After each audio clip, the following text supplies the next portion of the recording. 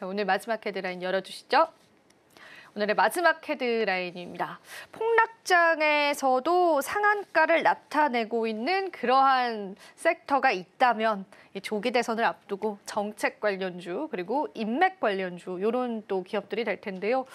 투자 전략 어떻게 잡아봐야 될까요? 사실 너무 테마주만 오르는 또 시장인 것 같습니다. 네. 테마주에 대해서는 저는 이렇게 생각을 하고 있어요. 뭐 변동성에 의해서 변동성 매매를 하시는 분들은 그쪽으로 매매를 하시는 것도 나쁘진 않다라고 네. 보고 있어요. 다만 언제까지 매매에 동참할 것이냐를 판단해서 적용을 해야 될 것 같습니다. 제가 알고 있는 이제 정치 테마주라고 많이 얘기하죠. 누구 관련주다, 누구 관련주다 이런 내용의 종목들이 있습니다. 지난 대선에서의 흐름을 제 개인적으로 판단해서 시점을 말씀드리게 되면 지난 대선이 3월에 있었습니다. 23년 3월인가요? 그때 대통령 선거가 있었는데 이 당시에도 지금과 유사하게 정치 테마주 관련주들이 11월, 10월부터 계속 주가가 움직이면서 상승 흐름과 하락의 반복적인 내용이 진행이 되었습니다. 근데 정확하게 제가 기억하고 있는 것이 이 정치 테마주의 고점을 찍었던, 물론 전체 고점은 아니겠지만 아주 주요했던 종목들의 고점을 찍었던 시점이 1월 17일 전후입니다. 네. 시간 되시면 우리 시청자 여러분께서도 한번 정치 테마주의 지난 흐름에서의 주가 흐름에 대한 내용들을 확인해 보시면 될 겁니다. 이게 무슨 말이냐면 선거를 한 2달 정도, 대략 한 2달 정도, 1월 17일과 3월 8일이기 때문에 대략 한 2달 남은 시점에서 이들 종목들의 고점을 찍었다라는 측면에서의 흐름을 보게 되면 지금 선거 한 2달 정도 남았지 않습니까? 얼마 안 남은 거네요. 네, 그러면 대표님. 정치 정치 테마주의 흐름 자체가 일부 종목들은 움직이는 종목이 있을 수 있겠으나 최근까지 핫했던 종목들은 이제 고점 라인에서 걸쳐 있는 내용의 주가 진행이 나타날 수 있기 때문에 이들 종목들은 지금부터는, 이전까지는 좀 어떤 변동성에 의한 투자 관점으로 접근하셨다고 하더라도 지금부터는 좀 보수적으로 접근하는 형태로의 시장 대응이 필요한 시점이 아닐까라고 판단이 되고 있고, 정책주를 봐야죠. 오히려 보자 그쪽을. 네. 과거에 제가 이제 각 행정부 시절마다의 정책주를 보게 되면 이전에 4대강 관련주가 정책주로 굉장히 시장에서 한 1년 동안 핫하게 움직였던 종목이 네. 있었습니다. 그 뒤에는 과학, 출산, 교육 종목들이 네. 그 다음 행정부에는 많이 움직였어요. 그리고 그 다음 행정부에서는 뭐 여러 가지 내용들이 있었지만 팬데믹 때로 한해서 주가의 흐름들이 그렇게 강하게 움직이지를 못했습니다. 그리고 나서 최근 정부에서는 조선방산이 정책주, 원전 조선방산이 정책주였죠. 이들 종목들이 많이 움직였습니다. 그렇다고 하면 다음 행정부에 어떤 분이 당선이 될지는 모르겠으나 앞으로 이제 계속 정책 관련 내용들을 피력하고 아마 정책에 대해서 많은 얘기들이 나올 것 같아요. 근데 우리가 예상할 수 있는 것은 대략적으로 뭐 출산 부분에 대한 정책이 될 수 있겠고요. SOC 투자를 통한 경기 부양, 특히 수도 이전 얘기들도 많이 나오고 있죠. 지금 나오고 있어요. 네네. 그래서 이런 경기 부양과 관련된 건설주들도 상당히 긍정적으로 보는 측면으로서의 내용을 판단해 볼 수 있겠고요.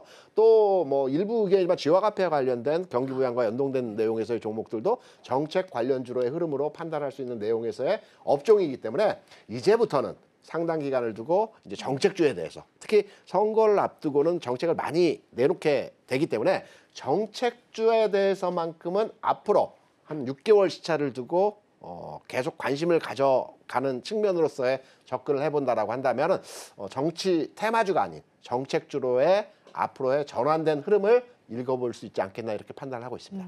네. 오히려 이제 우리가 대선 시즌이 오게 되면은 인맥주가 먼저 움직였다가 그다음에 정책주로 옮겨가고 있는데요.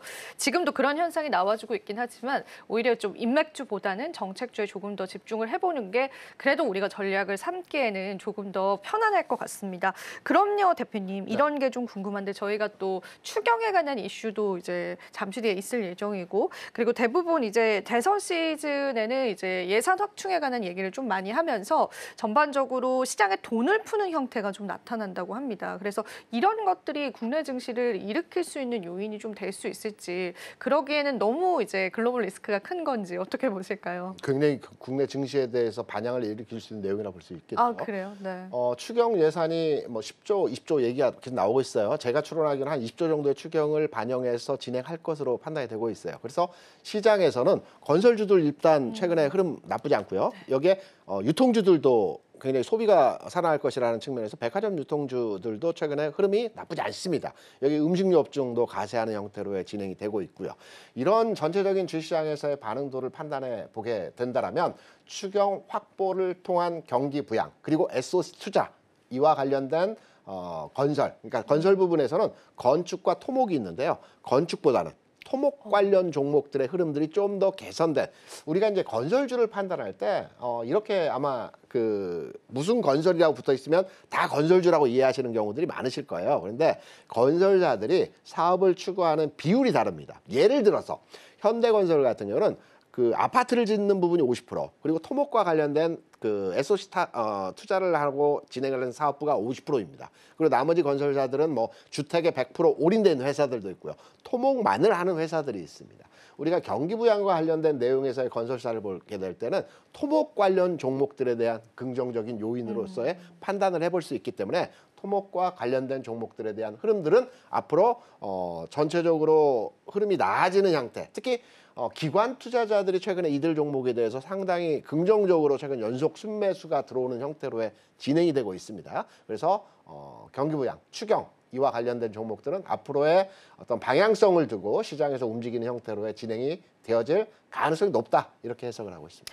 경기 부양과 또 우리가 추가적으로 추경에 관한 이슈를 안고 있는 시장이기 때문에요. 그에 해당하는 기업을 볼 때는 토목 관련주들을 여러분들이 살펴보시면 좋을 것 같습니다. 그 전략들 같이 여러분들이 세워보시고요. 그리고 제가 마지막으로 좀 궁금한 건요, 대표님. 시장에 이런 이야기가 나오더라고요. 이제 그 전에 전 정부죠, 지금. 네. 이제 이 전 정부가 추진했었던 사업과 관련된 기업들은 일단은 지금은 피해야 된다. 근데 대표적으로 원전도 좀 떠오르긴 하는데 그런 관점에서 이제 우리가 투자 전략 잡을 때는 어떻게 보세요? 저는 그 부분은 좀 달리 봅니까? 달리 본다고. 네. 지금까지 제가 경험한 바로의 여러 행정부에서의 정책들과 그 방향들을 보게 되면 전 정부가 있기 때문에 우리 정부는 이걸 안 한다. 이런 경우는 거의 없습니까? 없었고요. 네. 또 있어서도 안 되고요. 그렇기 때문에 이전 정부 상황에서 원전에 대해서 굉장히 긍정적인 네. 시나리오도 해외 수출을 많이 했지 않습니까? 네. 국내보다는. 이 부분을 차단하거나 제한하는 부분들은 나타나지 않을 것으로 보고 있고 그렇죠. 오히려 수출과 관련된 원전 수출과 관련된 내용들에 있어서는 좀 더 진행하는 푸시를 해야 되는 상황에서의 흐름들이 진행될 가능성이 있습니다. 그래서 이 종목들은 제한적으로 봐야 되고 이 위에 그 종목들에도 관심을 가져야 한다. 이런 내용에서의 상황은 전혀 아닐 것 같다라고 생각을 합니다.